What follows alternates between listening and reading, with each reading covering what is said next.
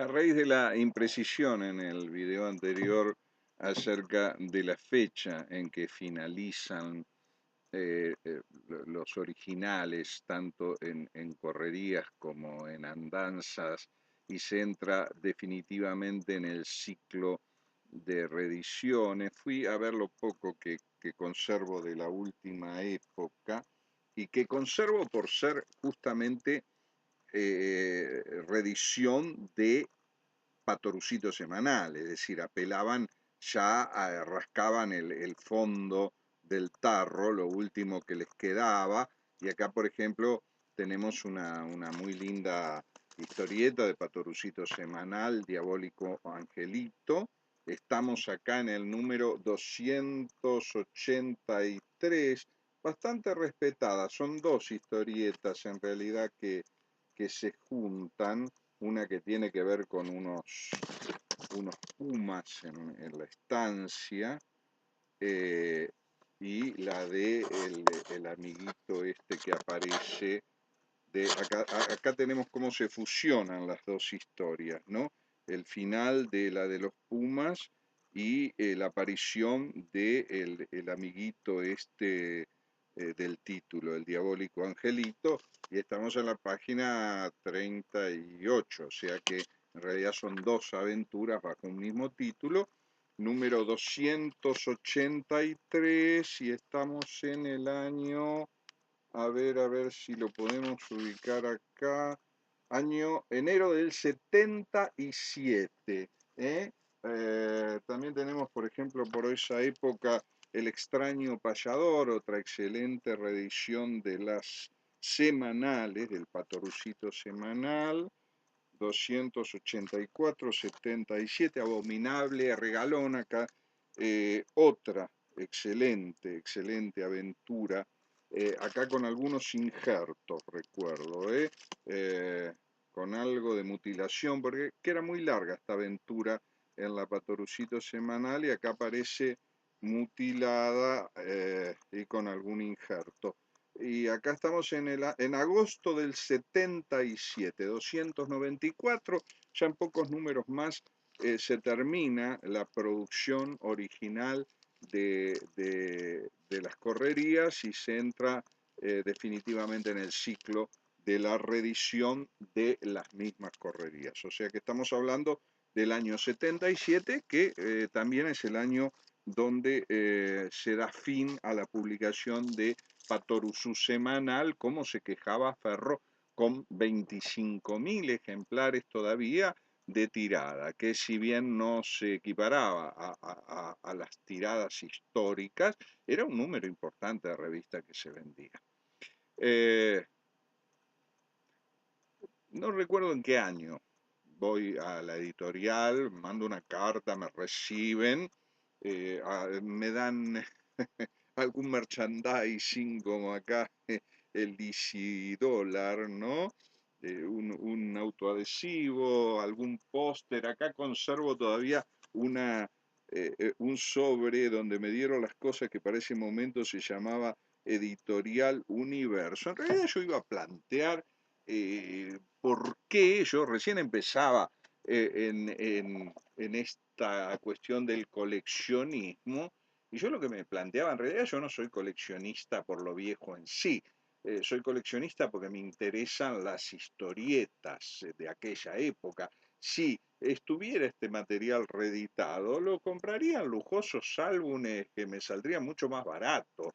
En ese sentido no soy coleccionista, porque no me atrae lo viejo por lo viejo en sí, me atrae por su contenido. Entonces yo el planteo que iba a hacer era, ¿por qué no reeditaban?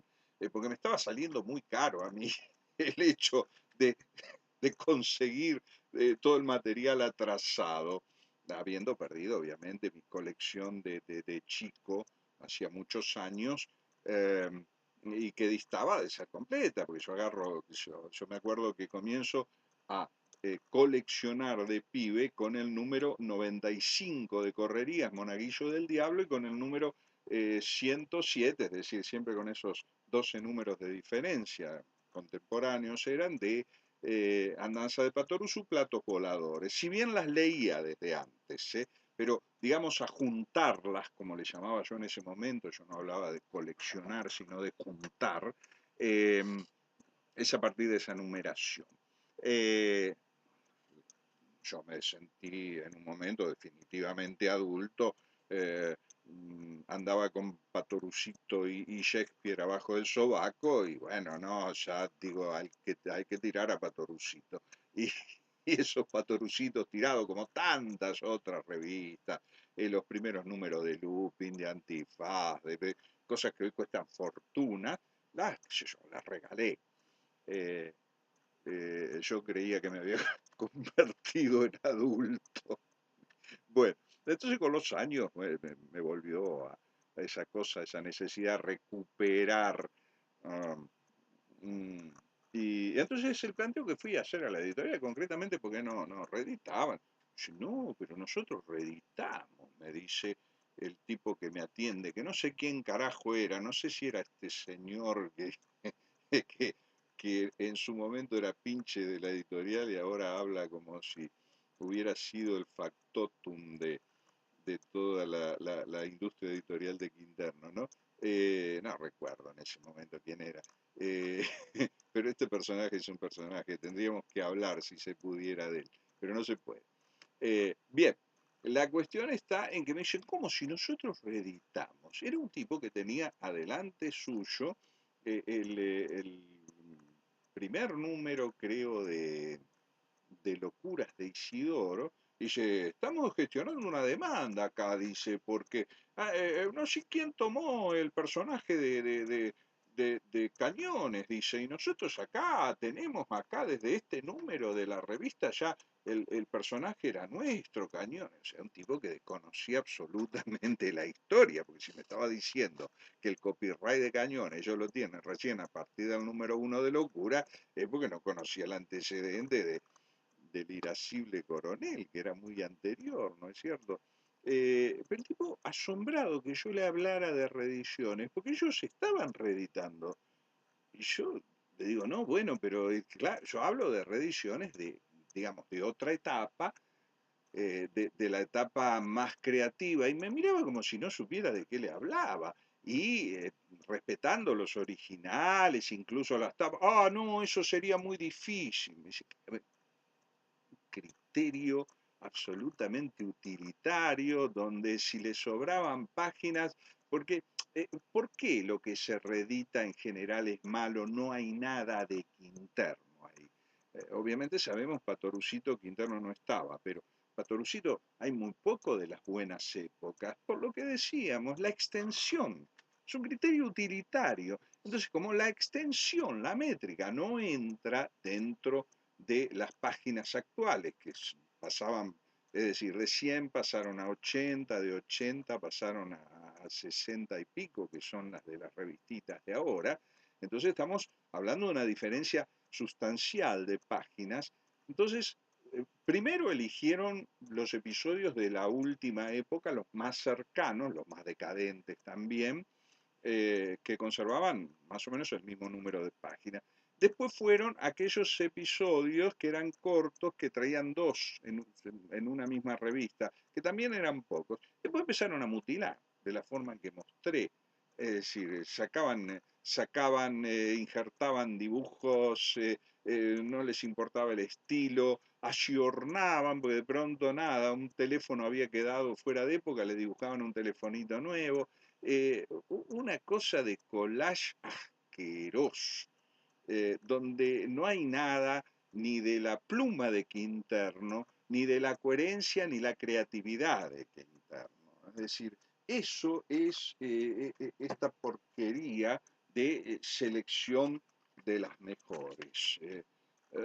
Una cosa que cíclicamente se reeditan unos ciento y pico de números, generalmente de la peor etapa, donde ni siquiera aparecía Isidoro, o a veces con el Isidoro mutilado que hablábamos.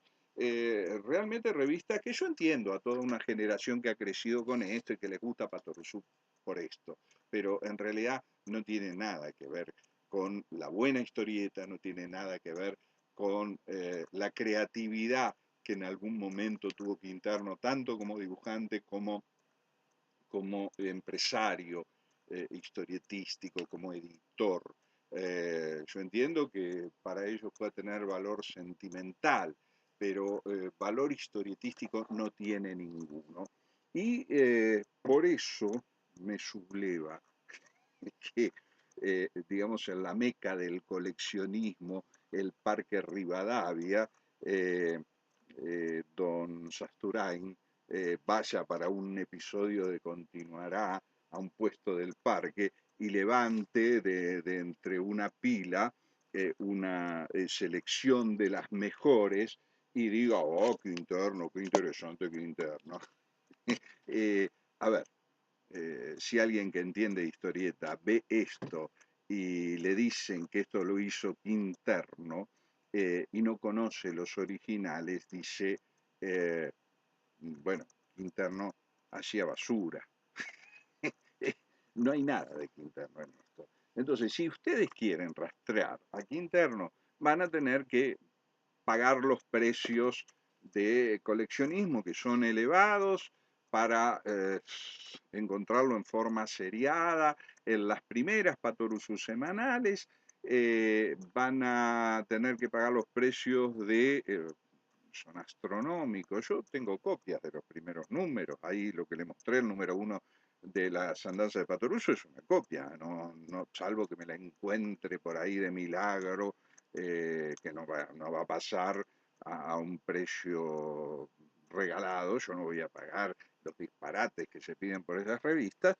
Los primeros números de las andanzas, si no pueden recurrir, acá todavía lo pueden encontrar en alguna librería de saldos de Corrientes, en la biblioteca Clarín de la Historieta, así como les mostré la de Patorucito. No lean el prólogo, o leanlo para cagarse de risa, obviamente.